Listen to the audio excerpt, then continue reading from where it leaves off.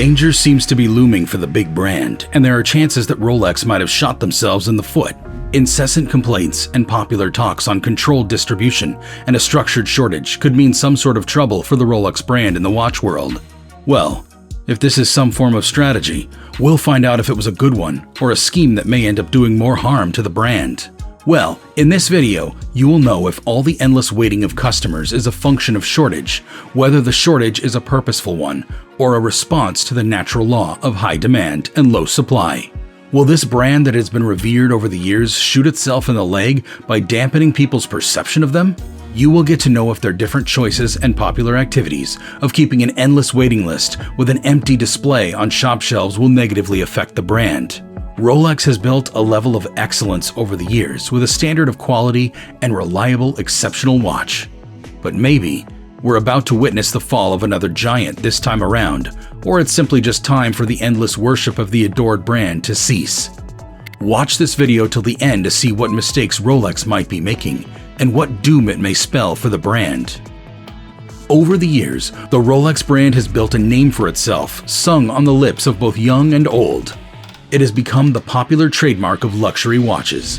This brand at a time could be bought at a standard price from authorized dealers and was available in the gray market. Now, the story is no longer the same, from their endless waitlist in both markets to empty shelves that have replaced the glory and grandeur of certain models. However, we can acknowledge the excellence of the brand over the years. They have moved from a brand that could be bought at a discount price from authorized dealers or from the gray market to a brand where you have to pay double, triple, and sometimes 5 times the price already listed. Keep watching to know if all these will stir up hatred or backfire on the brand. The waves of the pandemic that hit in 2020 have really impacted the supply chain, and various industries have experienced shortages, of which watch industries are not excluded. However, this trend of shortage has been observed in certain models of the Rolex brand, like the Daytona and Submariner, a few years before the pandemic year. Now, watch collectors are literally kept for years on an endless waiting list just to buy a Daytona, even when they have the money to pay. Perhaps people are getting pissed off by the brand and have started looking elsewhere, reducing the high demand for the brand. Or maybe Rolex is now interested in producing for a special class of people so as to take its luxury to the next level. Some people believe that the scarcity of certain models of the brand is a strategized illusion made by the brand to generate customers' reactions towards purchasing other models. So, when a customer cannot buy the latest Daytona, he opts for the latest Datejust. This will only mean more sales boosts for another model of the same brand. Authorized dealers are getting appeased by the flippers who are ready to go the extra mile. These flippers are ready to endlessly keep purchasing other, less desirable models with the hope that when the more desirable or most desirable appears, they will be first in line.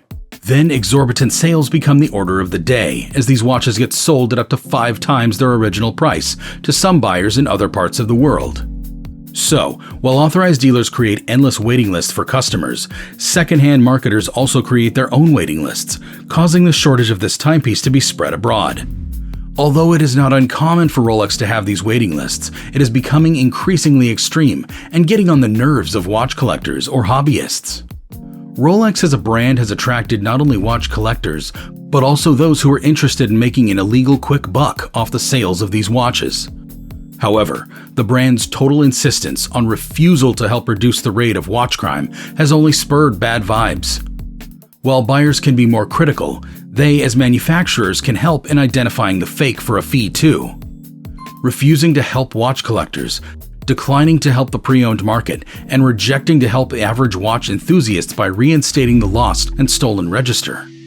They do not seem to be interested in helping the unsuspecting public, and seemingly, pre-owned watches are getting harder to sell.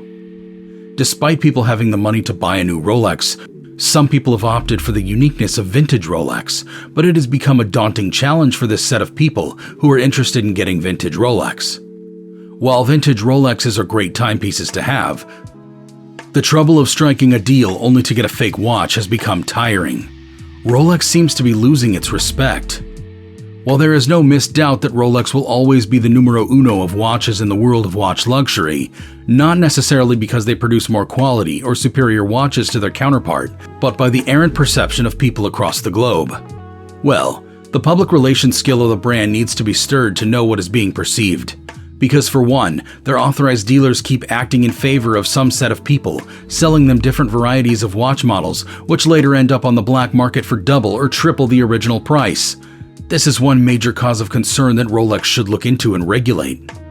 The downside of the annual manufacturing of about 1 million watches, only to leave people with promises rather than the watch of their dream in their hands, is a disappointment.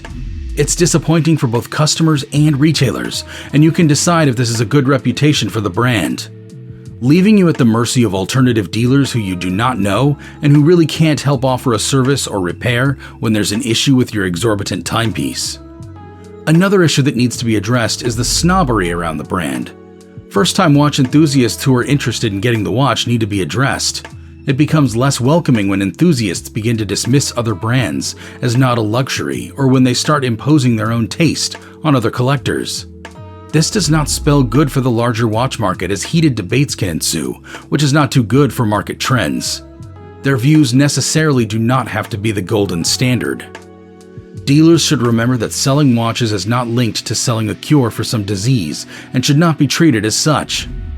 A wristwatch is what is being sold and not some magical cure for a terminal disease.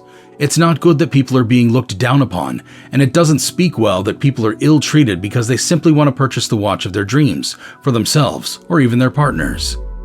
The ordeal is also not sweet for some of the authorized dealers, as some other ADs seem to be favored and preferred.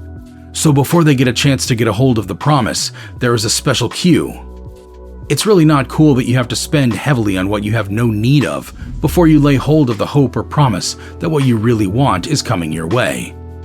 While the narrative is changing for the brand from a charming culture to incessant complaints of scarcity, refusal to help pre-owned markets, and snobbery, is there a possibility of falling from grace for this magnificent brand?